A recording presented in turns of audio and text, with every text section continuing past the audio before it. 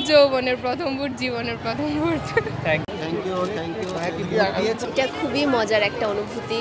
এটা মনে হচ্ছে যেন আমরা ফাইনালি আমাদের গণতান্ত্রিক অধিকারটা চর্চা করার একটা সুযোগ পাচ্ছি গণতান্ত্রিক উপায়ে। আর গতকালকে রাতে যেটা ছিল আমাদের চাঁদ রাতের মতো মনে হয়েছে।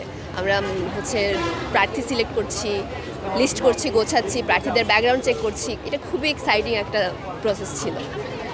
ভোটের আগে অনেক দাম ছিল আপনাদের, ভোটের পরে কি দামটা কমে যাবে মনে হচ্ছে? এটা বলতে পারতেছি না এখনো, বাট আশা করি দাম কমবে না। জাতীয় নির্বাচন সামনে রেখে আমরা ডাকসুতে ভোট দিলাম, যেহেতু আমরা সবাই জানি ডাকসু জাতীয় নির্বাচন এগুলো একটু কানেক্টেড যদিও বলতে গেলে। আর আমাদের অনেক ভালো লাগতেছে, আমরা প্রতিনিধি নির্বাচন করলাম। বাংলাদেশের একমাত্র স্মার্ট সিটি বসুন্ধরা এখন আরো নিরাপদ, আধুনিকতায় আরো এক ধাপ এগিয়ে। আমাদের ক্যাম্পাসের বলতে গেলে অনেক ভালো লাগতেছে। আসলে অনেক ভালো লাগতেছে।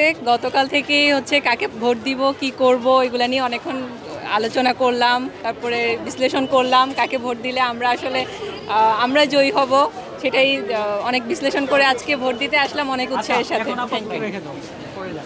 সুষ্ঠুভাবেই নিরাপদভাবে আমরা ভোটটা দিতে পেরেছি। সুষ্ঠুভাবে কোনো ধরনের গ্যাঞ্জাম বা কোনো অপ্রীতিকর কোনো অবস্থা নেই। সুশৃঙ্খলভাবে আমরা ভোট দিতে পেরেছি বলতে গেলে। এটাই আসলে ভোট দিয়ে আপনার কেমন লাগছে?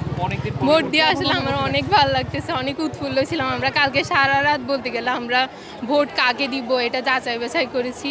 অনেক বেশি ইন্টারেস্টেড ছিলাম আমরা, অনেক বেশি আসলে বলতে গেলে অনেক ভালো লাগতেছে ভোট দিয়ে। এবার আমাদের যোগ্য প্রতিনিধি আসলে আমরা খুশি। ভাই আপনি ইন্টারভিউ নিয়েছেন নাকি আমি নিবারও?